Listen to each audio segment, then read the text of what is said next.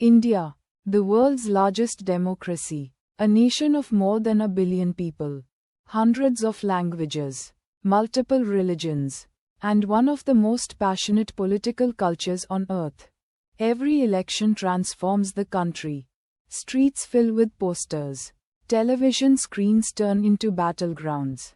Social media explodes with slogans, debates, and outrage. But alongside democracy's celebration, another pattern often emerges: tension, division, and sometimes violence.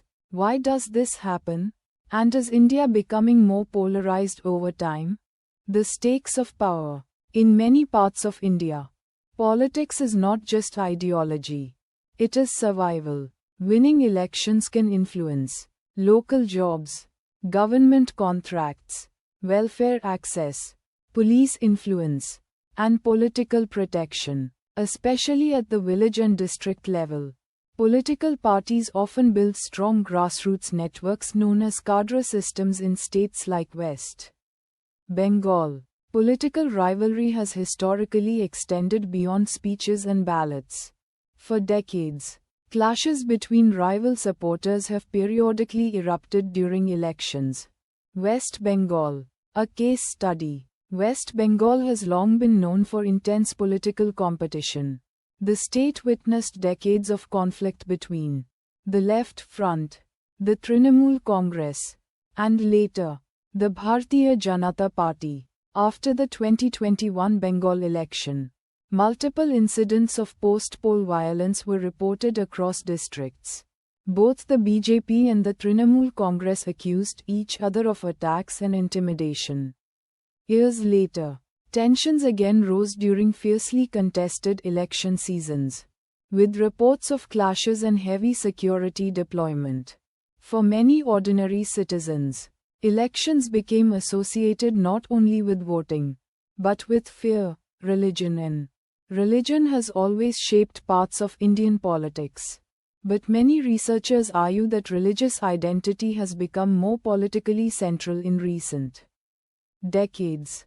Election campaigns increasingly focus on identity, nationalism, historical grievances, and community fears. One major turning point often discussed is the 1992 demolition of the Babri Masjid in Ayodhya.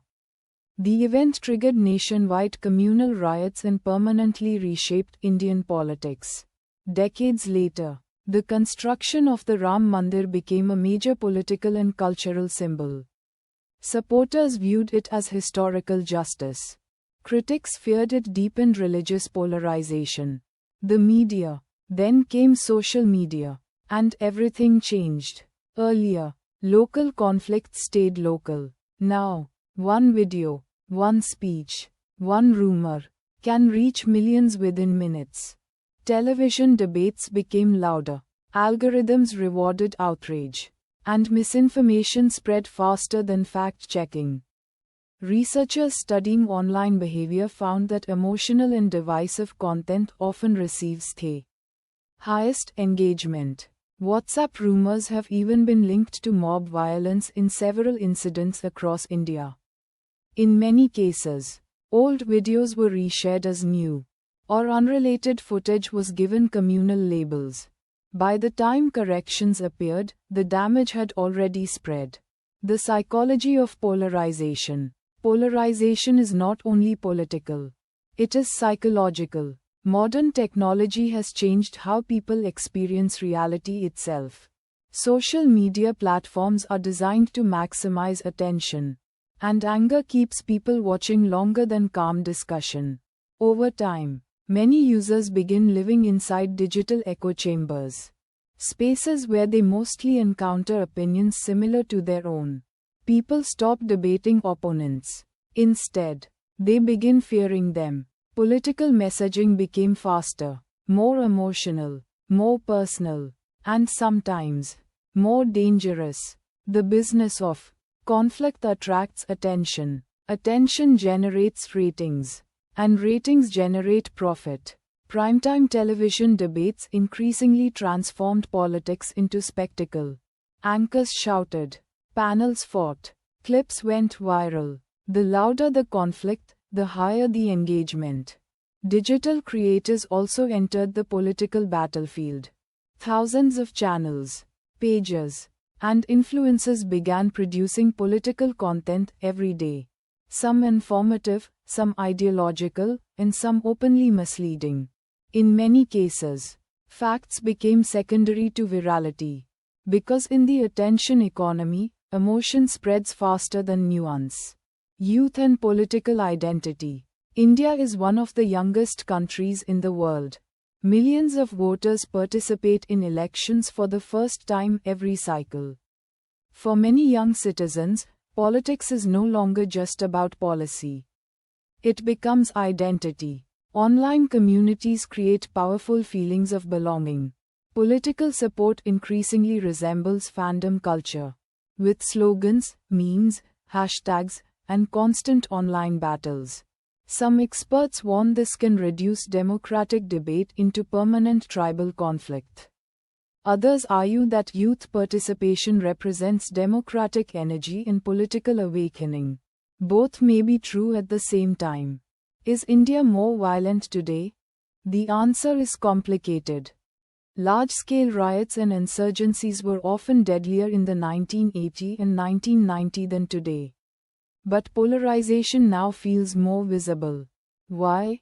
Because modern media ensures that every conflict becomes national instantly. And because political identity increasingly shapes how people consume information. Yet this is only one side of the story. Every day across India, Hindus, Muslims, Sikhs, Christians, Jains, Buddhists, and others continue to live and work together peacefully. Shared neighborhoods, shared businesses, shared festivals, a quieter reality, rarely shown in headlines. Can democracy survive polarization? Every democracy experiences disagreement. The real question is, can institutions remain stronger than division? India's constitution was designed for extraordinary diversity. Different religions, different languages, different cultures, different political beliefs. Yet the system depends on one fragile idea: that opponents are still fellow citizens, not enemies.